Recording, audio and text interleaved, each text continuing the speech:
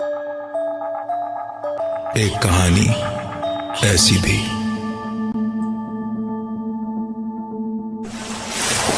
मुंबई, वो शहर जहां लोग आंखों में सपने बसाए आते हैं। दिन की रोशनी और रात की चकाचौंध हमेशा ना इस शहर को जिंदा रखती है। पर इस रोशनी और चकाचौंध के पीछे छिपे हैं कई राज, जिनको किसी ने जानने की कोशिश नहीं की, क्योंकि जिंदगी यहां चलती नहीं, दौड़ती है। शायद यही कारण था कि उन लोगों ने उनकी जिंदगी में हो रही अजीबो गरीब घटनाओं के पीछे का राज जानने की बहुत दिनों तक कोशिश ही नहीं की। आज की यह कहानी प्रकाश, उसकी गर्लफ्रेंड नंदिनी और भास्कर के साथ हुई घटनाओं पर आधारित है। ये तीनों एक साथ बोरीवली के 2 BHK फ्लैट में रहते थे, जहां शिफ्ट हुए उन्हें सिर्फ 3 महीने ही हुए थे। ये तीनों एक साथ एक ही कॉल सेंटर में काम भी करते थे। जिंदगी का हर लम्हा एक साथ बिताते। इन तीनों की लाइफ परफेक्ट थी, सिवाय एक अजीब चीज के। हर दिन सुबह जब 3 बजे ये अपनी कॉल सेंटर की ड्यूटी के लिए उठते, तो घर के बाथरूम, किचन या डाइनिंग हॉल की लाइट को ऑन पाते। एक दूसरे से सवाल जवाब करने पर एक ही नतीजा निकलता, और वो ये कि उन तीनों में से किसी ने भी रात को बाथरूम, किचन या डाइनिंग हॉल की लाइट नहीं जलाई थी। इस अजीब घटना की शुरुआत आज से 3 महीने पहले हुई थी, जब उन्होंने इस घर को अपना घर बनाया था। इन तीनों ने इस बात को किसी के साथ भी डिस्कस नहीं किया, क्योंकि उन्हें हमेशा यह डर सताता था कि शायद उनके दोस्त उनका मजाक उड़ाना शुरू कर दे। इस कहानी की अभी तक की बातें मुझे बहुत नॉर्मल लगी, क्योंकि मैंने खुद ने अपने घर में टीवी को 3-4 बार खुद ब खुद स्टार्ट होते देखा है। शायद कोई टेक्निकल प्रॉब्लम हो, लेकिन अगर हम प्रकाश, नंदिनी और भास्कर की कहानी की बात करें, तो घटनाएं सिर्फ लाइट के ऑन रहने तक सीमित नहीं रही, क्योंकि धीरे धीरे एक के बाद एक अजीबो गरीब घटनाओं ने उनके दिमाग में कई सवाल खड़े कर दिए। 93.5 रेड FM पे एक कहानी ऐसी भी, प्रवीण के साथ। मुंबई के बोरीवली इलाके में 2 BHK का फ्लैट, जिसमें प्रकाश, उसकी गर्लफ्रेंड नंदिनी और भास्कर 3 महीने से रह रहे थे। हर सुबह 3 बजे जब वो कॉल सेंटर की ड्यूटी के लिए उठते, तो बाथरूम, किचन या डाइनिंग हॉल की लाइट्स स्विच ऑन पाते। इस घटना का जवाब उन तीनों में से किसी के पास नहीं था।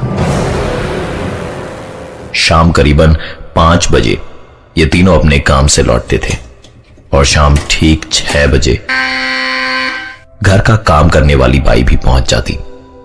कभी कभार इस बाई के साथ उसका बच्चा भी आता, जो पूरे घर में खेलता रहता और उनके सामानों से छेड़छाड़ करता रहता। मुंबई शहर में बाई मिलना बहुत मुश्किल है, और इसलिए शायद वो बाई के इस बच्चे के सारे नखरों से परेशान होते हुए भी अपनी तरफ से कोई आपत्ति नहीं जताते थे। एक दिन तो हद ही हो गई। प्रकाश और नंदिनी जब घर लौटे, तो पाया कि बाई का बेटा उनके घर के ड्राइंग रूम में खेल रहा है। उन्हें लगा शायद बाई उस दिन जल्दी काम पर आ गई, लेकिन आश्चर्य की बात तो यह थी कि बाई उन्हें सारे घर में कहीं भी नजर नहीं आई। उन्हें लगा शायद अपने बच्चे को उनके घर पर खेलने के लिए छोड़कर बाई बगल वाले शर्मा जी के यहां काम करने चली गई होगी। प्रकाश बहुत ही गुस्से में था आज, क्योंकि काम वाली बाई के रहते उसके बेटे का आना और उसके घर में खेलना तो ठीक था, लेकिन बाई अपने बेटे को यूं उनके घर में छोड़कर किसी दूसरे के घर में काम करने जाए, यह उन्हें मुनासिब नहीं लगा। करीबन 1 घंटे इंतजार करने के बाद प्रकाश और नंदिनी बगल वाले शर्मा जी के घर गए काम वाली बाई के बारे में पता लगाने। शर्मा जी का जवाब सुन दोनों हक्के बक्के रह गए, क्योंकि शर्मा जी के अनुसार काम वाली बाई तो आज आई ही नहीं थी। एक अजीब सी कश्मकश में दोनों अपने दिमाग में सवालों की लड़ी लिए वापस अपने घर की ओर लौटे, लेकिन इस बार आश्चर्यजनक रूप से पूरे घर में वो बच्चा उन्हें कहीं भी नजर नहीं आया।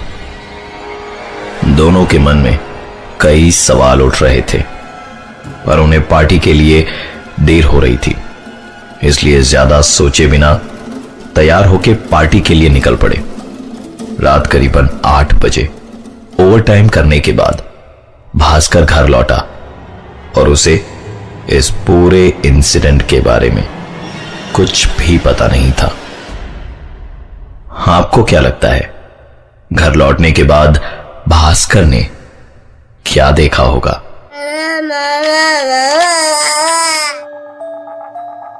93.5 रेड एफएम पे एक कहानी ऐसी भी, प्रवीण के साथ।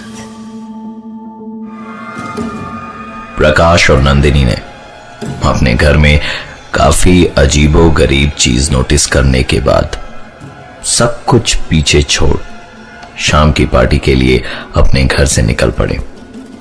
ओवरटाइम करने के बाद भास्कर करीबन 8 बजे रात को अपने घर पहुंचा। भास्कर ने घर का दरवाजा खोला तो पाया कि हमेशा की तरह बाथरूम की लाइट जली हुई थी।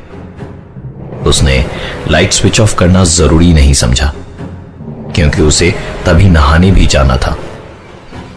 रूम में एंटर करके भास्कर ने अलमारी खोल अपना टॉवल निकाला और बाथरूम की ओर चल पड़ा। भास्कर ने जैसे ही बाथरूम का दरवाजा खोला, उसके पैरों तले जमीन खिसक चुकी थी। बाथरूम के फर्श और दीवार पर सिर्फ खून ही खून के धब्बे थे। डरे हुए भास्कर ने तुरंत बाथरूम का दरवाजा बंद करा और डर के मारे वो मेन डोर की ओर भागा। अचानक उसके भागते हुए कदम एक आवाज को सुनकर रुक गए। ये आवाज भास्कर के कमरे से आ रही थी। सहमे हुए कदमों से भास्कर अपने रूम की ओर आगे बढ़ा और रूम का नजारा देख उसे अपनी आंखों पर विश्वास नहीं हो रहा था। भास्कर ने देखा कि उसके बाई का बच्चा उसके बिस्तर पर अपने घुटनों में मुंह को छिपाए बैठा था। भास्कर ने उससे पूछा कि तुम यहां क्या कर रहे हो? अभी तो तुम यहां नहीं थे। यह सवाल सुन उस बच्चे ने धीरे से अपने घुटनों से मुंह को उठाया। उस बच्चे के चेहरे पर एक अजीब सी तेज और होठों पर एक अजीब सी मुस्कान थी, मानो जिनमें कई राज समाये हों। बाथरूम में खून और बिस्तर पर काम वाली बाई के बच्चे का होना, जिसके अजीब हाव भाव को देख भास्कर अंदर तक डर चुका था। वो तुरंत दौड़ता हुआ उस घर से बाहर की ओर निकल गया। डरे हुए भास्कर के फोन कॉल के तुरंत बाद ही नंदिनी और प्रकाश पार्टी को छोड़कर घर चले आए और तीनों ने बहुत साहस करके उस घर के अंदर जाने की हिम्मत करी। भास्कर, प्रकाश और नंदिनी ने जैसे ही घर का दरवाजा खोला तो हमेशा की तरह 93.5 रेड एफएम पे एक कहानी ऐसी भी, प्रवीण के साथ।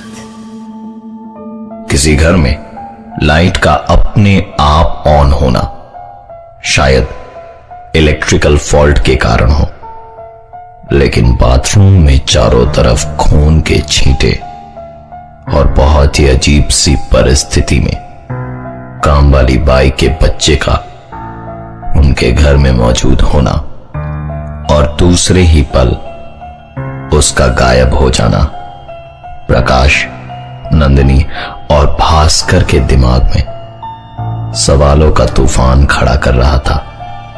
भास्कर प्रकाश और नंदिनी को साथ लेकर जब उन्हें बाथरूम में खून के छींटे दिखाने ले गया तो आश्चर्यजनक रूप से वहां पर कुछ भी नहीं था।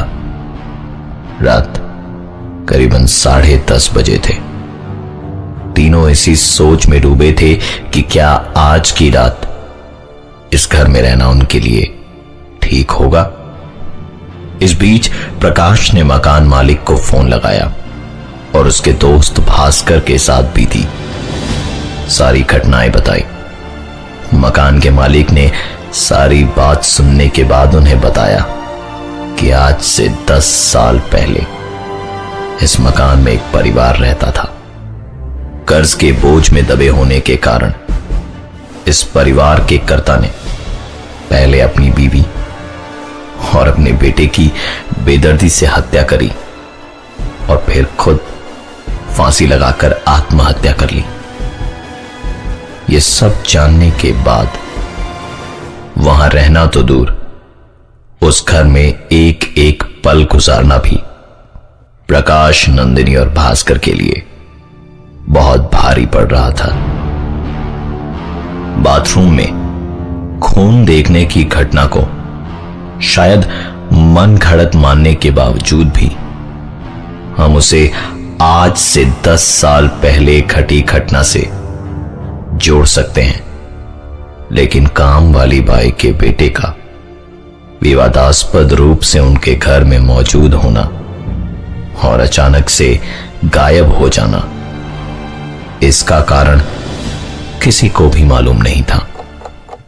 जैसे तैसे आज की रात प्रकाश, नंदिनी और भास्कर ने उस घर में गुजारी और सुबह होने का इंतजार करने लगे, क्योंकि उन्होंने फैसला ले लिया था कि सुबह होते के साथ ही वो इस घर को छोड़ कहीं और शिफ्ट हो जाएंगे।